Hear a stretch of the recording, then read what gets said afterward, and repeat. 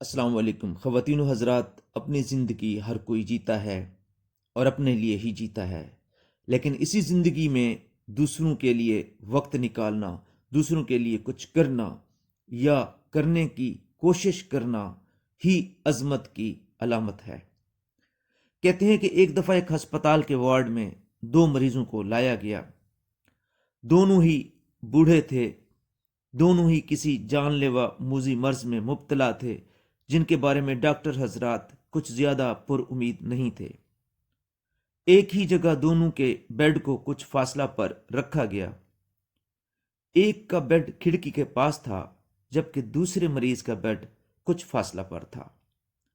دونوں بوڑھے سارا دن بغیر ایک دوسرے کو دیکھے باتیں کرتے رہتے تھے، کیوں کہ وہ کمر کے بل بالکل سیدھے لیٹے رہتے تھے۔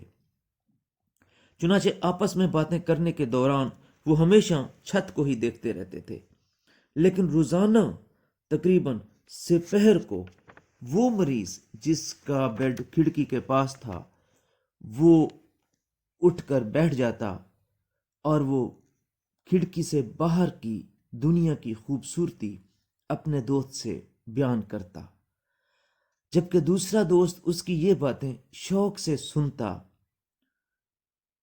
وہ کھڑکی کے پاس والا شخص باہر کی دنیا کا نقشہ کھینچتا، روشنی، بادل، ٹھنڈی ہوا، سبزہ، پرندوں کی اڑان اور چہچہاٹ، انسانوں کا آنا جانا بیان کرتا، اور دوسرا مریض آنکھ بند کر کے اپنے تصور کی آنکھ سے بعین ہی اسی خوبصورتی کو محسوس کرتا رہتا۔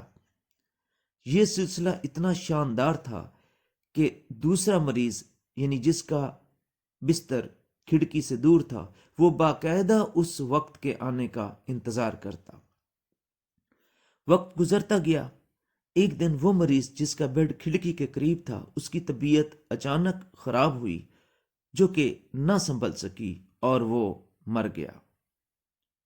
اس کے مرنے پر دوسرے مریض نے ہسپتال انتظامیہ سے درخواست کی کہ اسے ونڈو کے ساتھ والا بیڈ الاٹ کر دیا جائے، جو کہ اس کی درخواست منظور ہوئی اور وہ اسے بیڈ دے دیا گیا۔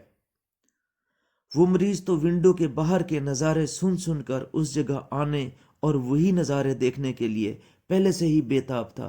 چنانچہ اس نے آتے ہی وہ کھڑکی کھولی اور باہر جھانکا، لیکن کھولتے ہی وہ حیران و پریشان ہو گیا، کیونکہ ونڈو کے باہر صرف ایک دیوار تھی جو کہ شاید ہسپتال کے اس وارڈ کی باؤنڈری وال تھی۔ اسے یقین نہیں آ رہا تھا کہ اس کا دوست اسی ونڈو کے باہر ہی دیکھتا رہتا تھا۔ اس پریشانی میں آخر کار اس نے نرس کو بلایا اور پوچھا کہ کیا اس کمرے میں کوئی اور ونڈو بھی ہے؟ نرس نے کہا کہ اس کمرے کی صرف ایک ہی ونڈو ہے جس کے ساتھ اسی کا ہی بیڈ ہے۔ نرس نے اس مریض سے پریشانی کی وجہ پوچھی تو اس شخص نے کھڑکی سے باہر کے ان تمام مناظر کا ذکر کیا جو اس کا دوست اس سے بیان کرتا رہتا تھا۔ نرس نے غور سے سنا اور پھر اس مریض کو ایک بات بتائی جسے سن کر وہ تقریباً بے ہوش ہوتے ہوتے بچ گیا۔ نرس نے بتایا کہ وہ شخص جو آپ کو نظارے بتاتا رہا تھا باہر کی دنیا کے، وہ تو اندھا تھا۔ پھر اس شخص کو بہت حیرت ہوئی اور اس جانے والے مریض کی عظمت کا احساس ہوا کہ اس کا دوست صرف اس شخص کو زندگی اور جینے کی امید دلانے کی خاطر اپنے درد کو بھول گیا، اور وہ سب کچھ یہ صرف اس کو امید دلانے کے لیے کر رہا تھا کہ اس کو اپنا تو پتا تھا، وہ یہ چاہتا تھا کہ یہ کم از کم اس کا دوست اپنی لمبی بیماری سے مایوس نہ ہو اور امید کا دامن ہاتھ سے نہ چھوڑے کہ شاید اس سے وہ صحت یاب ہو جائے۔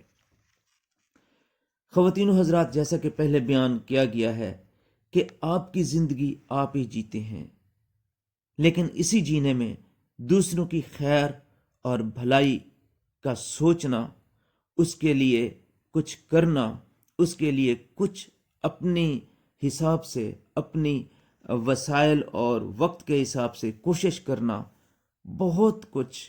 بہت سکون کا باعث بنتا ہے۔ اس سے نہ صرف آپ کی اپنی موجودہ زندگی آسودہ ہوتی ہے، بلکہ آپ کی موت بھی ایک راحت کا سبب بنتی ہے۔ اس کے لیے کوئی خاص اسپیشل وقت یا خاص وسائل درکار نہیں ہیں، بلکہ آپ جن بھی حالات اور ماحول میں ہوں، آپ اسی میں رہتے ہوئے بھی انسانیت کے لیے کچھ نہ کچھ ضرور کر سکتے ہیں۔ اس بوڑھے نابینا شخص کی مثال ہمارے سامنے ہے کہ کس طرح مایوسی اور نا امیدی کے اندھیروں میں وہ اپنے دوست کے لیے امید اور روشنی کی کرن بنا۔